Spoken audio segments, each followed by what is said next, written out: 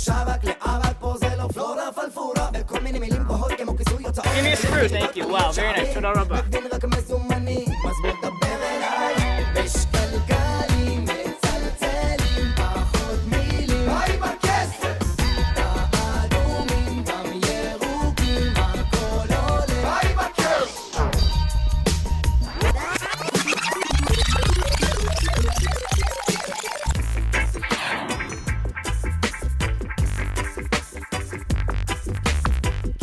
Shalom, my name is Yaakov Lehman, formerly known as Jake. Born in the sunny desert of Tucson, Arizona, I hit the coast for college out in Cali. After a couple years of grad school in Europe, I now find myself in the holy city of Jerusalem. I'm here to take you tripping across this fine land flowing with milk and honey and introduce you to some of the righteous folk I've come across on my journeys. Together we'll explore sights, sounds, smells, and even toss around a few bright ideas. So kick back, tune your consciousness into the 58th century, and prepare for Cruisin' with the Jews. Shalom and welcome to the second episode of Cruisin' with the Jews. I'm Yaakov Lehman. Today we're in for a very special installment because we're going to be cruising the Holy City on one of my favorite holidays of the entire year. Yeah, that's right, I'm talking about Sukkah. Now the holiday of Sukkah is named after the Sukkot, or booths, which we dwelled in when we were wandering through the desert 3,200 years back.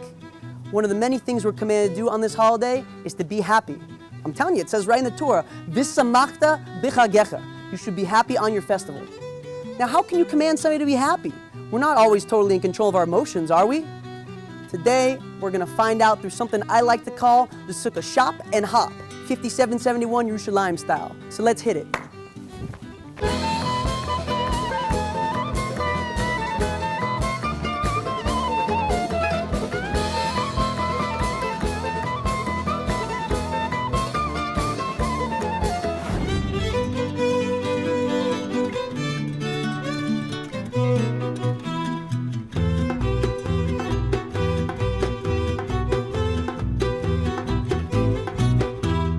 Shalom, everybody. Right now we are sitting in front of a sukkah and also sitting in front of a rabbi here. There's a rabbi here? There's a rabbi now. Can stand up.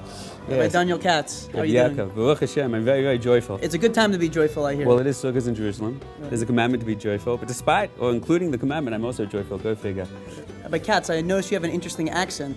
Can you tell us the history where you acquired such a thing? I have a geographically challenged accent. I was born in Australia. I was hanging around with filmmakers. They often speak American. My mother was from England.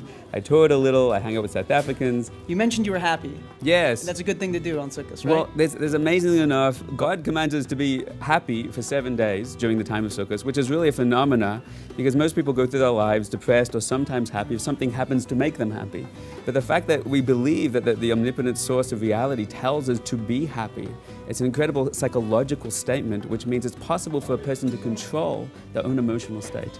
The person by choice at any given moment can access a state of true joy. When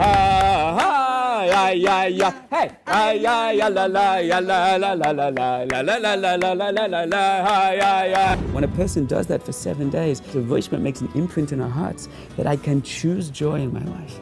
Because the natural state of our heart is joy. When we enter into Sukkah with that level of consciousness, we are open to perceiving the true depth of the secrets that the Sukkah contains. Wow. And as I mentioned, we're sitting in front of a sukkah. Yes, that's this what that was. Here. Yeah. Good. What is it? What is a sukkah? What is a sukkah? The sukkah has to be under a sky.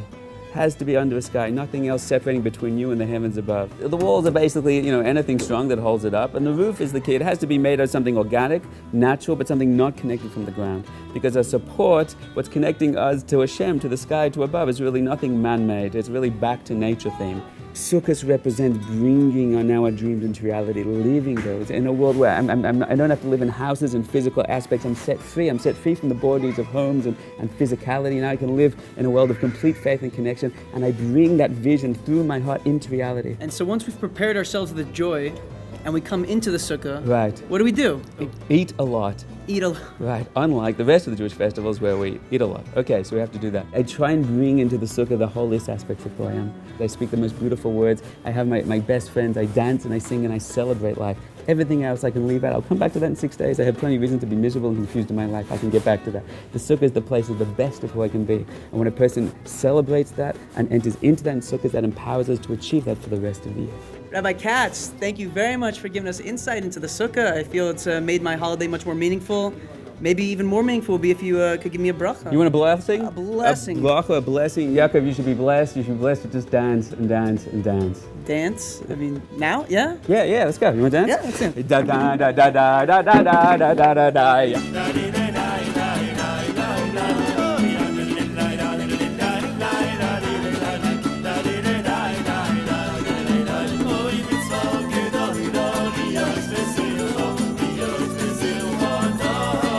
Ay, ay, ay.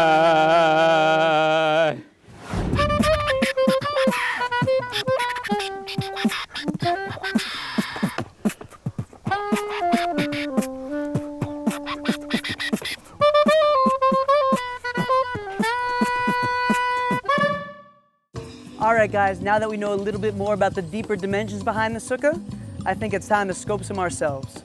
Let the sukkah hop commence.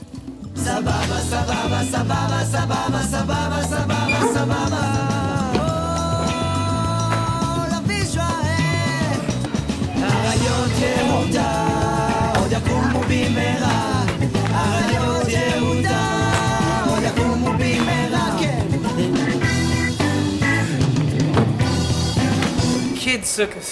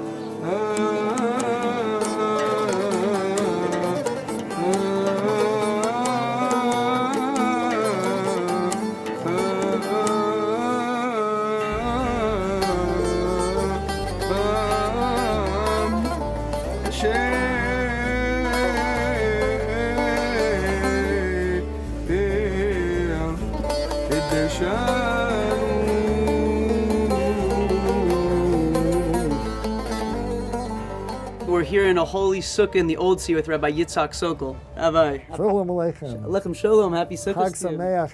So we want to know a bit about you. You know, you've been living here in Jerusalem. Before that, where were you? We've been here 9 years. Before that, I was in Lakewood, New Jersey. That's the site of a major Talmudic academy for 30 years. Before that, I was in Berkeley, California in the 60s. And before that, in Los Angeles, where I was born. Oh, very good. Rav, I understand that on the holiday of Sukkot, we have a mitzvah to be happy. V'samach b'chagecha.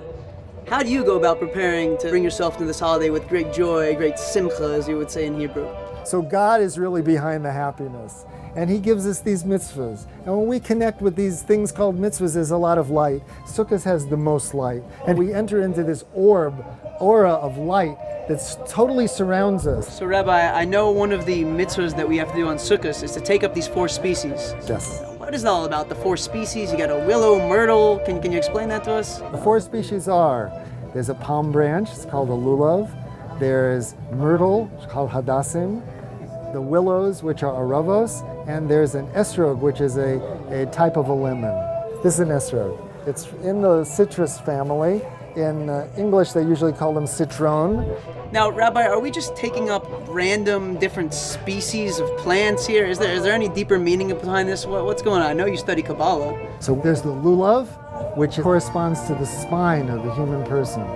The palm branch that we use has 18 rings around it, corresponding to the 18 vertebrae. The hadassim, the triple-leaf myrtle branches, corresponds to Chesed, Gvur, and Tiferet. That's the right side, the left side, and the central column of a person. The 2 aravos, the 2 willow branches, correspond to Netzach and Hod. That's the right and left legs of a person. And the esrog is a manifestation of Yesod, which is the culmination of all this energy. This is where all the energy that comes from the whole body comes out. When we go out to all the directions, we're vibrating all of the spiritual realms to the end of the universe until infinity, and bring it all back into our receptive modes, back into our heart and below. And that brings to happiness. And that brings happiness. Happiness is coming close to God and being close to His light and having that light flow through you, and you can give out to the entire universe.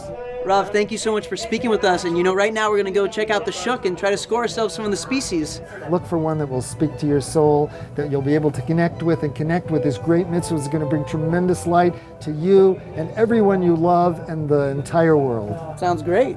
Amen. Okay, take it easy. Ag Sameach.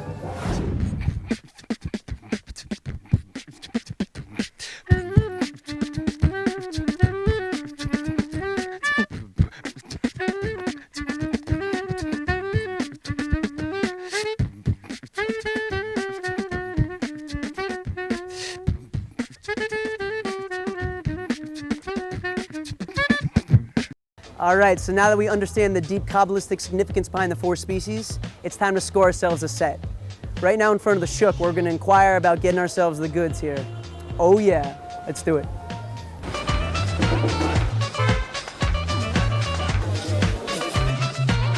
Yafe, look, this one is beautiful.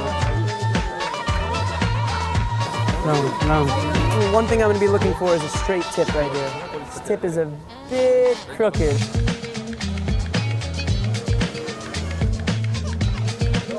This is the only mitzvah in the Torah that we're able to go above and beyond in its beauty. Shloshim, 30? What do we got? How am I going to shake this? $200. $200? Yeah. This is a Yemenite esrog. They make them extra plump. Kama. I think we got something to work with here. A lot of product. Nah, too green. Oh, this is nice. I'll settle for 80, put it in the box. 75. 75. Okay, when you say beautiful, I mean beautiful.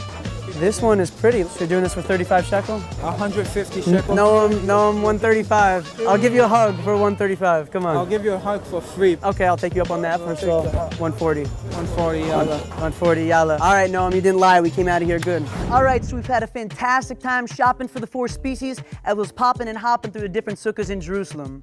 Now we maybe have a better idea of what it means to be happy in this festival. Our sages tell us that a person who has never experienced the Simcha Beis HaShoeva in Yerushalayim doesn't know what true happiness really is. And for those of you who don't know what the Beis HaShoeva is, well, come find out. We'll see you next time on Cruisin' with the Jews.